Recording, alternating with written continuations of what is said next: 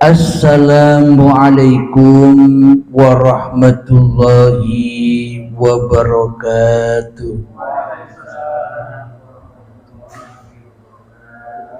Bismillahirrahmanirrahim. Ashhadu an la ilaha illallah wa ashhadu anna Muhammadar Rasulullah. Allahumma salli ala Sayyidina Muhammad wa ala ali Sayyidina Muhammad. Rabbi israh li sadri wa yassir li amri wahlul 'uqdatam min lisani yafqahu qawli. Amin. Bismillahirrahmanirrahim.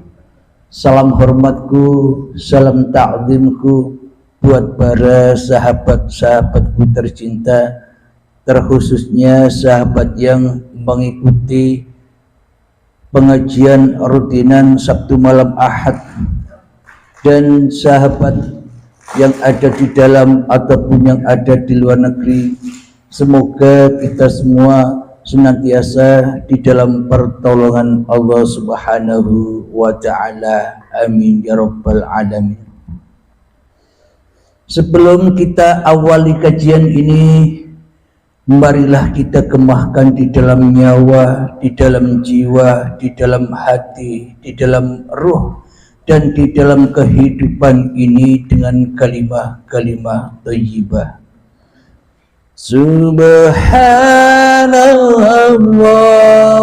walhamdulillah wala ilaha illallah wallahu akbar wala haula wala quwwata illa billahil aliyyil azim. Sadaqallahul azim. Pada malam rutinan Sabtu malam Ahad ini, tajuknya kami beri judul menyaksikan wujudnya Allah lewat kewujudan diri manusia kita. Alhamdulillahirabbil alamin.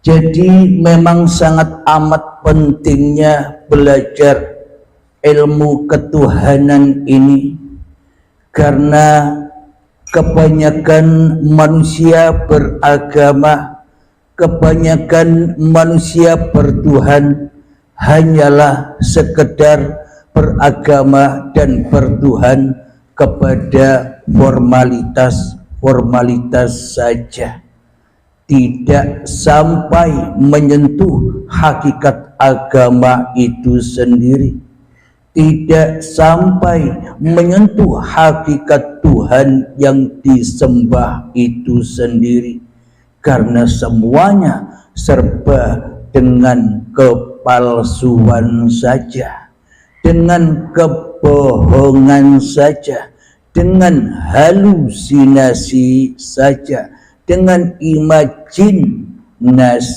manusianya saja di dalam beragama dan di dalam bertuhan. Apapun itu nama agamanya, apapun itu nama golongan-golongannya, apapun itu nama aliran-alirannya, tidak peduli. Yang terpenting di dalam masing-masing hati kita sudah mengenal siapakah Tuhan yang sebenar-benarnya yang berhak disembah itu. Maka dari itu di dalam ajaran ilmu ketuhanan, yakni ilmu tauhid atau ilmu hakikat makrifat, ada ayat awaluddin ma'rifatullah. Awal manusia beragama itu wajib tahu Allah, wajib kenal Allah, wajib berjumpa dengan Allah, wajib menyaksikan Allah. Agar apa? Agar tidak salah sembah, agar tidak salah ngabdi, agar tidak salah menghamba. Bila tidak kenal Tuhan, bila tidak pernah menyaksikan Tuhan, bila tidak pernah bertemu Tuhan, bagaimana mungkin kita bisa bertuhan? Akhirnya kita seperti selama ini salah Tuhan. Bukan Tuhan yang disembah, bukan Tuhan yang diabdi, bukan Allah yang dihadap, bukan Allah yang disaksikan, malah menyaksikan awake dewe, menyaksikan, menyembah, bertemu dengan hawa nafsunya sendiri-sendiri di dalam hatinya. Karena yang diunggul-unggulkan, karena yang dipentingkan di dalam beragama dan bertuhan kita selama ini hanya babagan luarnya saja, hanya babagan syariat saja. Hatinya, jiwanya ompong, kosong, tong kosong nyaring bunyinya. Karena apa? Karena kita selama ini beragama dan bertuhannya bukan Allah, bukan Allah Tuhan, tapi Allah atau versinya iblis dan setan saja kita beragama dan bertuhan selama ini. Jika menurut logika manusia, tentunya di dalam bertuhan itu mestinya Tuhannya itu lebih wujud daripada wujud manusianya. Logika bertuhan itu mestinya Tuhannya lebih hidup daripada hidup manusianya. Logika bertuhan itu mestinya Tuhannya lebih berkuasa atas diri manusianya daripada manusianya yang menguasai Tuhan selama ini. Logikanya kan demikian. Akidat dan iman yang semestinya untuk dihaturkan, dipersembahkan, diabdikan kepada Tuhan, mestinya kan demikian. Akan tetapi kita selama ini tidak demikian. Iman dan akidahnya terbalik dari logika manusia kita selama ini. Tuhan yang disembahnya gaib, Tuhan yang disembahnya tak ada, Tuhan yang disembahnya tak nyata, Tuhan yang disembahnya tak jelas, Tuhan yang disembahnya tak hadir sedikit pun di dalam hati kita selama ini. Apakah yang demikian dikatakan bertuhan? Malah di dalam hati kita mentuhankan, mewujudkan, menghidupkan, menyatakan, menghadirkan hawa nafsu kita sendiri saja di dalam kehidupan ini selama ini. Berarti itulah logika yang nyata. Ternyata kita selama ini ateis, tidak bertuhan, melainkan mentuhankan hawa nafsu kita sendiri yang wujud, mentuhankan hawa nafsu kita sendiri yang hidup, mentuhankan hawa nafsu kita sendiri yang berkuasa selama ini di hati kita. Berarti logikanya selama ini tak ada Tuhan Tuhan sama sekali di dalam hati kita kecuali diri kita sendiri selama ini. Lalu apa bedanya dengan Fir'aun yang tak ada Tuhan di dalam hatinya? Allahnya katanya di atas langit, Allahnya di atas, mana mungkin Allah bisa ke bawah? Bila Allahnya ke atas, ya tidak mungkin Allahnya mengendalikan, menguasai, menggerakkan manusianya. Bila Allah tenguk dewe di atas sana katanya. Akan tetapi Allah itu meliputi segala sesuatu, ya di atas, ya di bawah, di kanan, di kiri. Itulah Allah. Ada di mana-mana, tidak kemana-mana. Meliputi segala sesebutan apapun yang disebut-sebutkan makhluk. Apa buktinya kalau Allah itu meliputi apapun sebut-sebutan yang disebut-sebutkan makhluk? Buktinya bila tak ada uripe Allah, bila tak ada hidup, apa ada makhluk? Bila tak ada hidup, apa ada sebut-sebutan? Oh, ternyata sebutan apapun itu ya juga sebutan uripe Allah. Jadi tak ada sesebutan yang disebut-sebut oleh seluruh makhluk dan seluruh manusia kecuali uripe Allah lah yang menyebutkan itu semua untuk bergelar atas setiap makhluknya. Alhamdulillahirabbil alamin. Jadi untuk membuktikan, untuk menyaksikan wujudullah, menyaksikan kenyataan wujudnya Allah lewat mana? Ya lewat man arafa nafsahu faqad arafa rabbahu, ya lewat kewujudan diri masing-masing manusianya. Kalau kita saja belum tahu siapa diri manusia kita, bagaimana mungkin kita bisa mengenal siapa yang menciptakan kita? Bila kita tidak tahu kedudukan diri manusia kita, bagaimana mungkin kita tahu kedudukan Tuhan? Bila saja kita tak bisa menyaksikan siapa diri manusia kita, maka selamanya kita takkan pernah bisa menyaksikan Tuhan. Bila kita tak pernah bisa menyaksikan Tuhan, maka kita ya belum Islam. Ibadah apapun yang kita lakukan, syariat apapun yang kita kerjakan, apapun nama agamanya, syariat apapun agama itu, bila belum menyaksikan Tuhannya, berarti belum memasuki agamanya Tuhan.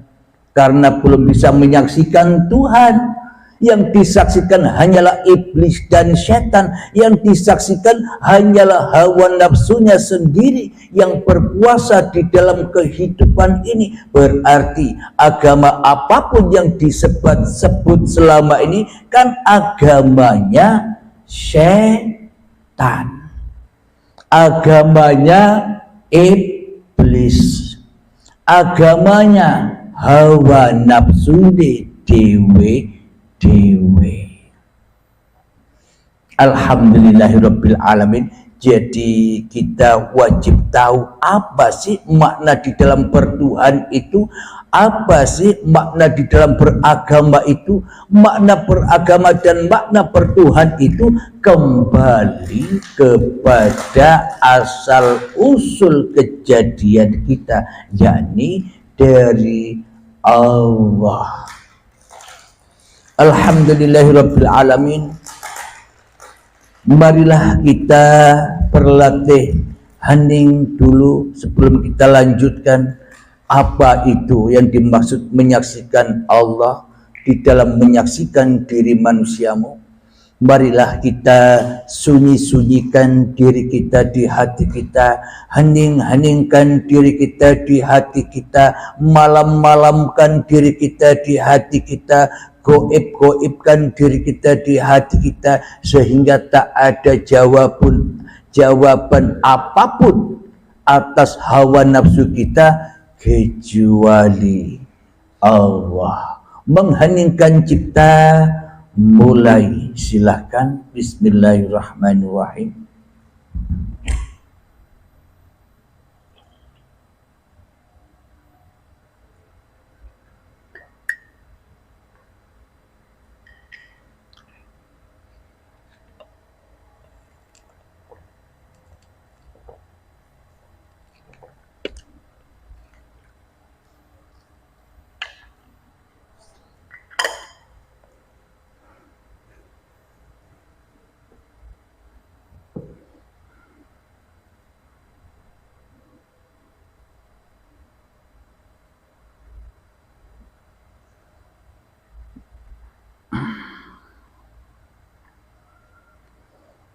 Alhamdulillahirabbil alamin. Mengheningkan cipta selesai. Jadi bagi manusia yang bisa menghening-heningkan diri manusianya di hatinya, itulah agama. Bila manusianya bisa mensunyi-sunyikan dirinya di hatinya, itulah agama. Bila manusianya bisa menggoib-goibkan dirinya di hatinya, itulah baru agama yang dicari oleh seluruh manusia. Kenapa dicari oleh seluruh manusia? Seluruh manusia apa yang dicari di dalam kehidupan ini? Sesungguhnya seluruh manusia hidup di dunia ini sesungguhnya mencari kematiane dewe. Anda belajar ilmu yang banyak, Anda mencari harta yang banyak, Anda mencari istri yang banyak, toh ujung-ujungnya mati. Itulah yang dicari oleh manusia yang sesungguhnya. Kita selama ini mencari dunia, mencari hal-hal yang selain Allah. Kita selama ini tertipu oleh hawa nafsu kita sendiri. Padahal jalan kematian itu sungguh indahnya. Berhubung manusianya masih ingin jadi Tuhan terus di dalam hatinya, ya takut mati, ya tidak ingin mati. Kenapa Tuhan saja yang mati? Aku ingin hidup terus. Itulah peristiwa-peristiwa hati kita yang selama ini tidak kita sadari. Allah saja yang gaib, aku kan wujud. Allah saja yang mati, aku kan hidup.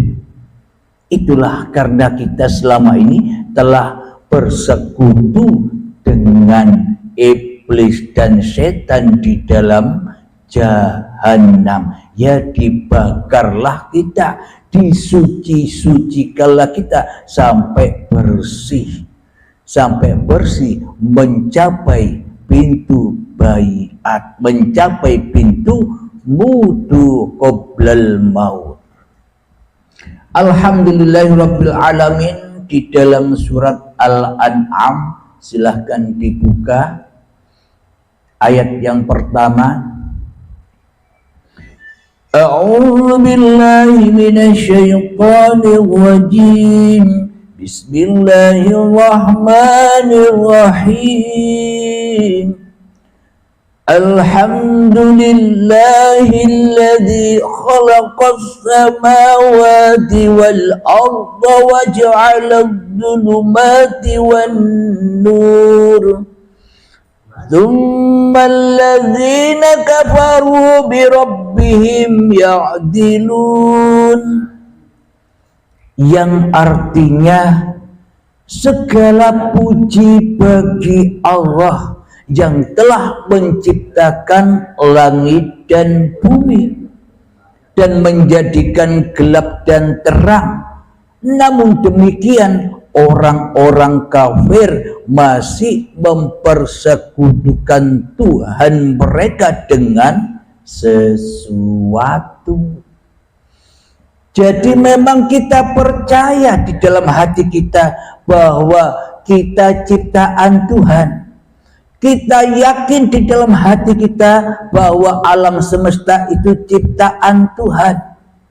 Tapi di dalam hati kita selama ini hanyalah kufur dan hanyalah mempersekutukan Tuhan dengan yang lainnya. Mempersekutukan Tuhan dengan hawa nafsunya sendiri-sendiri.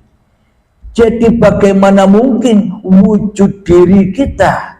Jadi bagaimana mungkin wujudnya segala sesuatu yang kita saksikan di dalam dunia ini tanpa wujudullah, tanpa uripe Allah? Coba kita ilustrasikan, hayati, kita logikakan di dalam hati kita.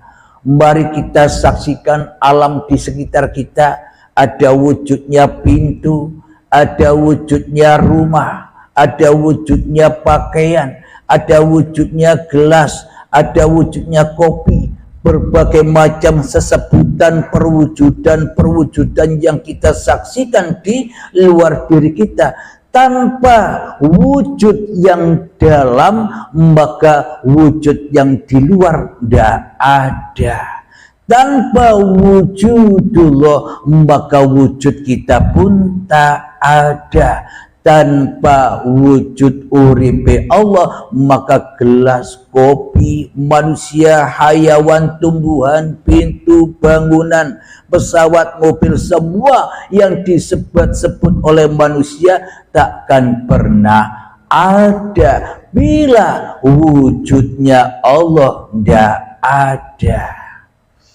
Jadi apapun yang terjadi, yang terwujud, baik itu diri kita sendiri, baik itu alam yang di luar diri kita, berbagai macam nama-nama itu, tanpa wujudnya Allah maka takkan pernah ada. Sekarang pertanyaannya begini, lalu lebih wujud mana yang mewujudkan dengan yang diwujudkan? Lebih wujud mana antara Allah dengan dirimu? Selama ini kan seolah-olah kita Tuhan, seolah-olah kita lebih wujud daripada wujudnya Tuhan. Apa buktinya? Allah kita tiadakan, Allah kita goibkan, Allah tidak hadir sama sekali di dalam hati kita kecuali kehadiran hawa nafsu kita sendiri. Itulah bukti logika selama ini kita masih kufur, masih mensekutukan Allah, belum Islam, bro. Kita selama ini Islam-Islaman, Islam ala setan, Islam ala hawa nafsu. Kita tersesat di dalam agama Islamnya. Setan, selamat sukses pulang kepada setan, selamat sukses pulang kepada jahanam. Apapun yang kita kerjakan selama ini, baik itu ibadah, sholat, tahajud, berdoa, sholawatan, apapun yang kita lakukan di dalam siratal mustaqim kehidupan ini, kan jatuh pulang roji'unnya kepada awake dewe daripada kepada Allah, bukan?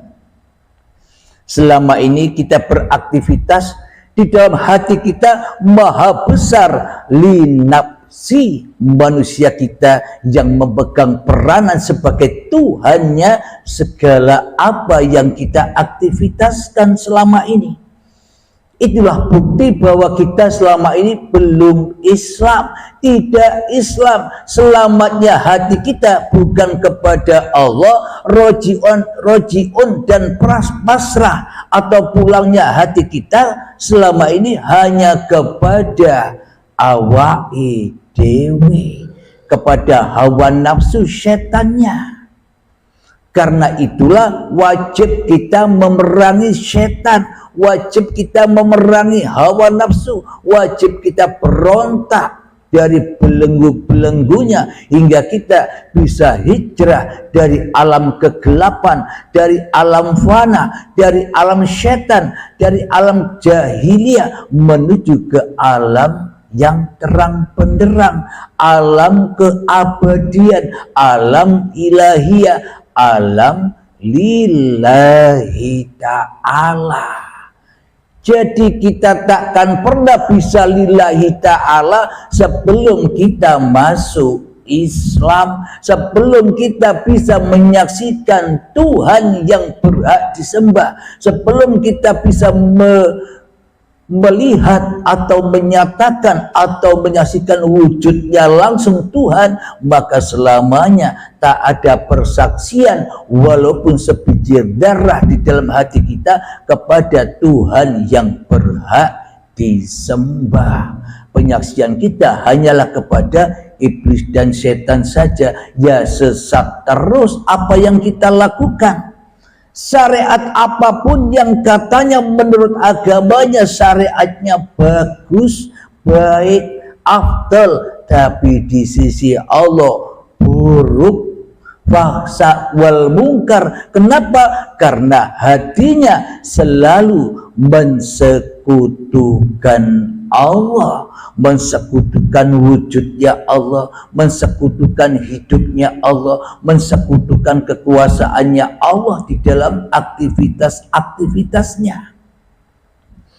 Ini yang belum kita dengar selama ini, penjelasan-penjelasan tentang rahasia-rahasia hati ini. Kenapa?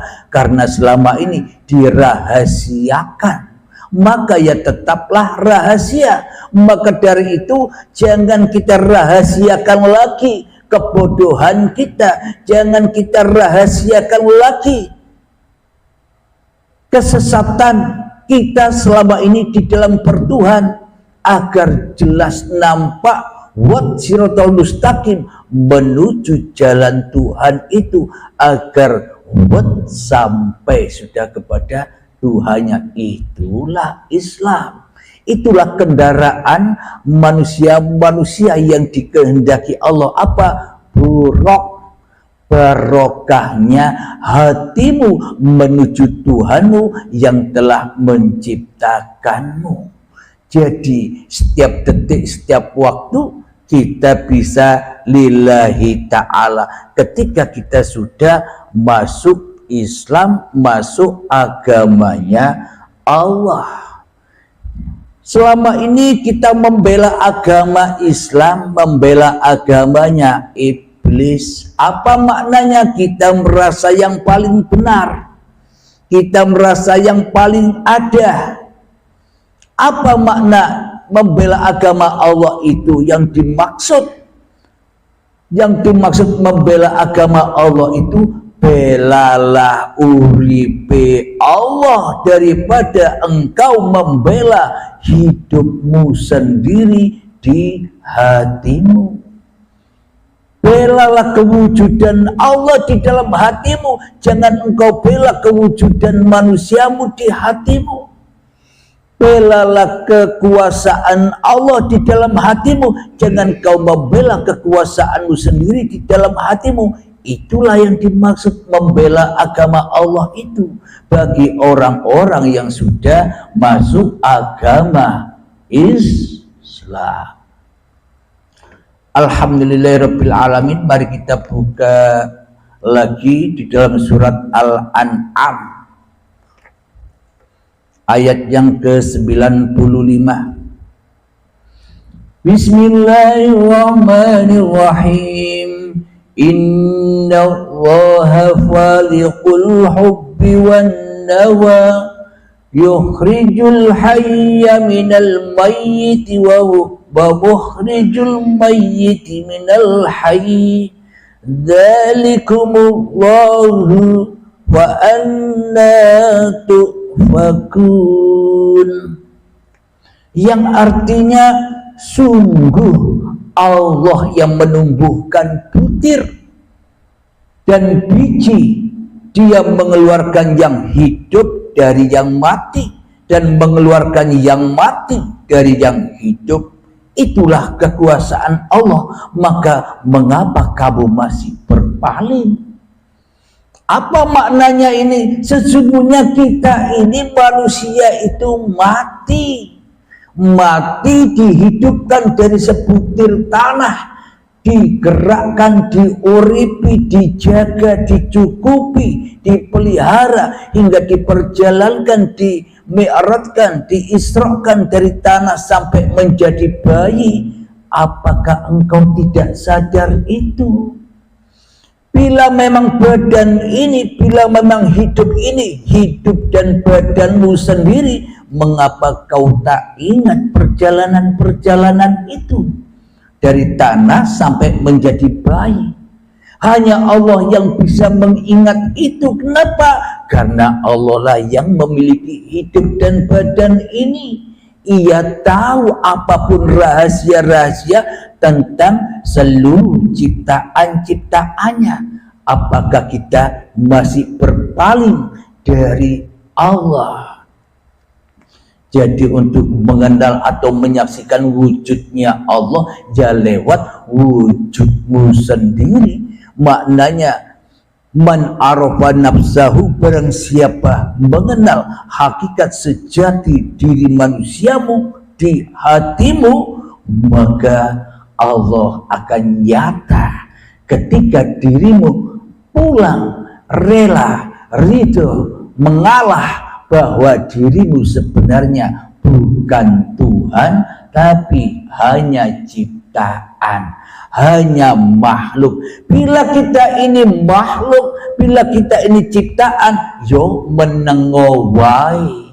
Jangan ikut-ikut jadi Tuhan, jangan ikut-ikut mengatur Tuhan.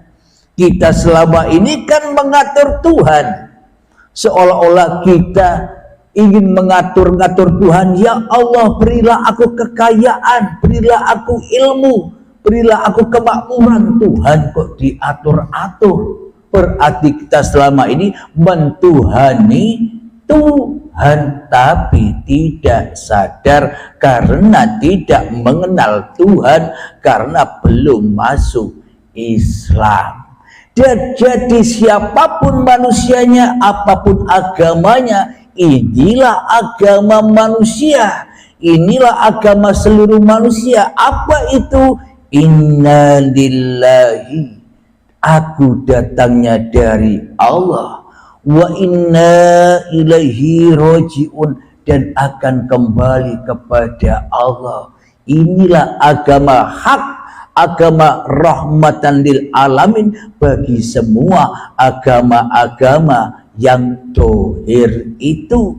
Bila nama-nama agama yang dohir, yang syariat itu tidak menjangkau, tidak bertemu, ya ayyuhalladzina amanu udkhulu fis-silmi kafah, tidak menemukan ini di dalam agamanya, tidak menemukan keesaan Tuhan di dalam agamanya, maka sia-sialah manusia itu di dalam beragama, tidak tambah dekat kepada Tuhannya, malah tambah jauh di dalam bertuhan, karena sibuk dengan urusan-urusan label-label syariat agamanya masing-masing dan mengesampingkan Tuhan yang berhak disembah.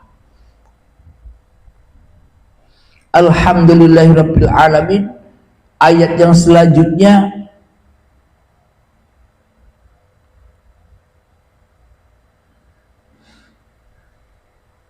Bismillahirrahmanirrahim. Al-An'am 96. Walikul isbah waja'ala al-layla sakana wasyamsa wal qamara husbana dzalika taqdirul azizil alim.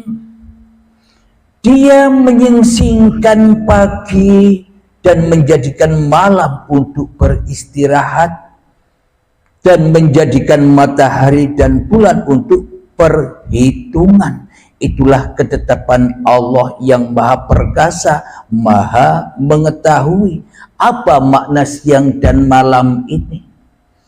Selama ini kan kita tidak mau tidur secara hakikatnya. Kalau syariatnya ya bangun tidur. Tapi secara hakikat yang sebenar-benarnya, kita selama ini kan tidak mau tidur, tidak mau mutu qoblal maut. Inginnya kita bangun terus, siang terus, terang benderang terus, hawa nafsunya di dalam hatinya. Sedangkan Allah gelap gulita, Allah goib. Maka dari itu ya disiksa terus, ndak istirahat, ndak malam hari ndak tidur, disiksa terus dengan kesibukan dunia. Itulah jahanam itu. Dia menyingsingkan pagi dan menjadikan malam untuk beristirahat. Disuruh istirahat, disuruh ndak jadi Tuhan, ndak mau, ya tersiksa terus. Disuruh istirahat, disuruh tidur, disuruh masuk Islam, mentuhankan hanya Allah yang ada, kok ndak mau. Kedamaian, keindahan, kebahagiaan kok tidak mau. Yang dicari kesusahan, yang dicari penderitaan, yang dicari kekecewaan, yang dicari kekhawatiran, kok ya mau terus di dalam kehidupan ini. Kenapa? Karena kita tidak mau masuk agamanya Allah yang kita inginkan, yang kita cintai, agamanya iblis dan setan. Apa itu? Hubbud dunya, cinta diri dan cinta dunia. Kita lanjutkan ayat ke-97 di surat Al-An'am.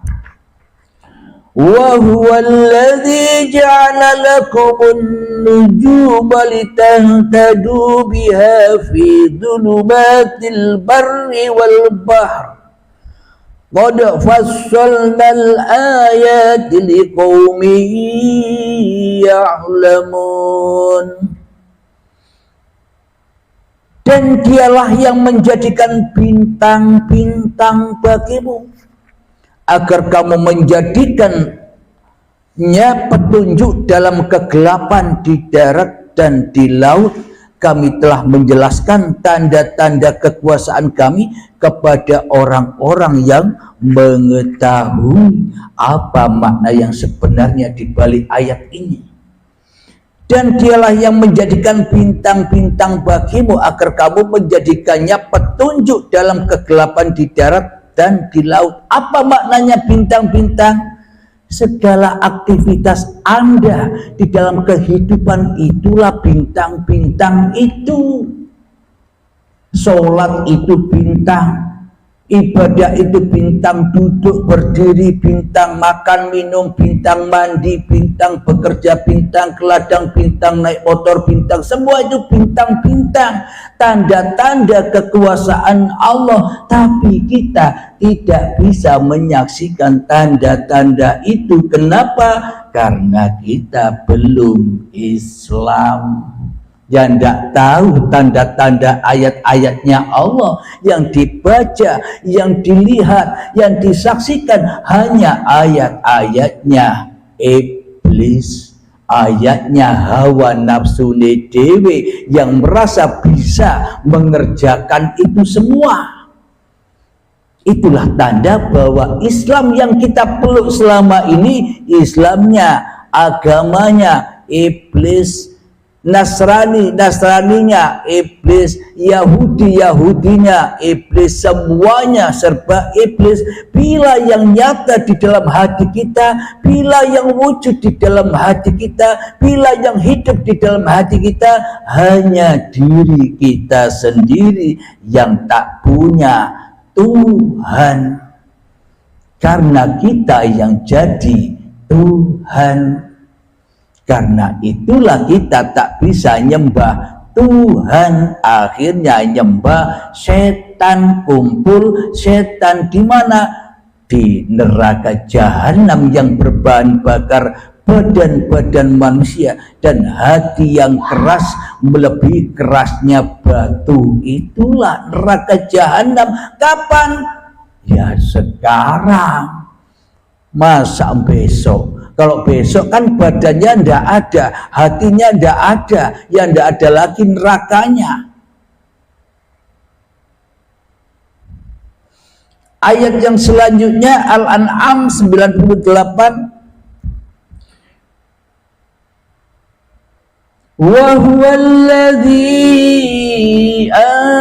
ansha'akum min nafsin wahidatin wa mustaqarrun wa mustawda'.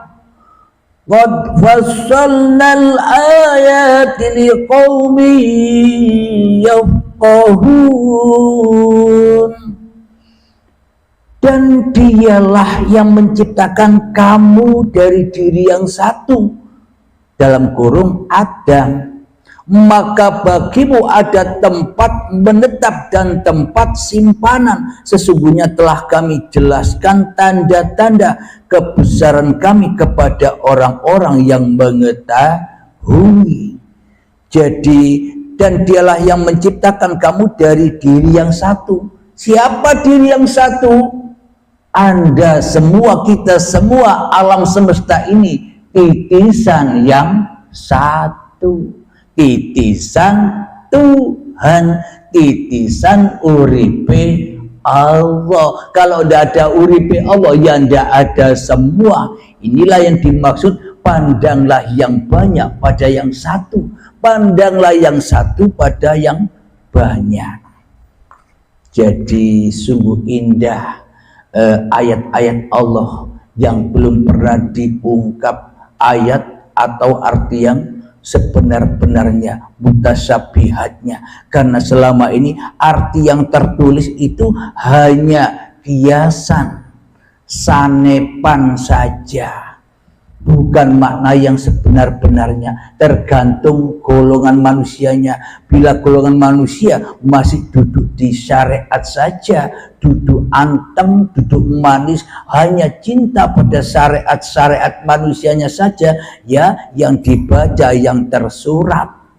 Akan tetapi hanya Allah lah yang tahu rahasia, dan rahasianya yang tersirat di dalam tanda-tanda ayatnya. Hanya orang-orang yang dikehendaki saja yang bisa mengetahuinya, tapi bukan ketahuan, atau bukan yang mengetahui, bukan makhluknya lagi, tapi ya Allah sendiri yang tahu. Alhamdulillahirabbil alamin. Inilah bukti bahwa untuk menyaksikan wujudnya Allah itu, ketika kita sudah menyaksikan wujud diri manusia kita yang Adam, yang tidak ada, baru nyata Allah dan segala ciptaannya. Alhamdulillahirabbil alamin. Sebelum kita akhiri, semoga saya khususnya dan semoga kita semua yang sama-sama belajar meniti jalan fisabilillah, saya pun juga belajar. Semoga kita semua senantiasa bergandengan tangan untuk selalu membela agama Allah. Di mana? Di hatimu. Belalah kewujudan Allah, belalah kenyataan Allah, belalah kehadiran Allah daripada kewujudan, kenyataan, kehadiran dirimu sendiri di hatimu. Itulah yang dimaksud membela agama Allah, dan itulah yang dimaksud Islam. Selamat, salamun hiya hatta matla'il fajr. Selamatlah hatinya hingga muncul fajar, hingga terang benderanglah uripe Allah yang meliputi dirinya dan yang meliputi segala sesuatu. Alhamdulillahirabbil alamin. Sebelum kita akhiri, marilah kembangkan salawat dalimin daful bala Allahumma salli ala sayyidina Muhammad wa azlihi li zalimin bi zalimin. Allahumma salli ala sayyidina Muhammad wa azli li zalimin zalimin wa akhrijna min bainihim salimin wa ala alihi wa sahbihi ajma'in. Alhamdulillahi rabbil alamin. Allahumma ya qadiyal hajat, Allahumma ya mujibad da'wat, Allahumma ya rafi'ad darajat, Allahumma ya muhillal muskilat, Allahumma ya syafiyal amrad, Allahumma ya kafiyal muhimmat, Allahumma ya dafi'al baliyat, Allahumma akhtim lana bil iman, Allahumma akhtim lana bil islam. Rabbana atina fid dunya hasanah wa fil akhirati hasanah wa qina adzaban nar. Wa sallallahu ala sayyidina Muhammad wa ala alihi wa sahbihi wa sallam walhamdulillahi rabbil alamin. Akhir kalam, assalamualaikum warahmatullahi wabarakatuh.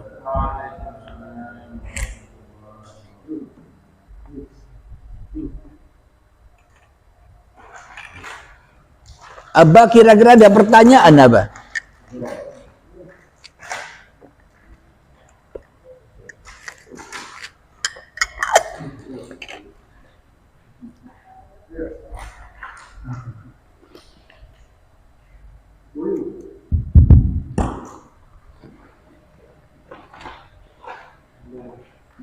Alhamdulillah.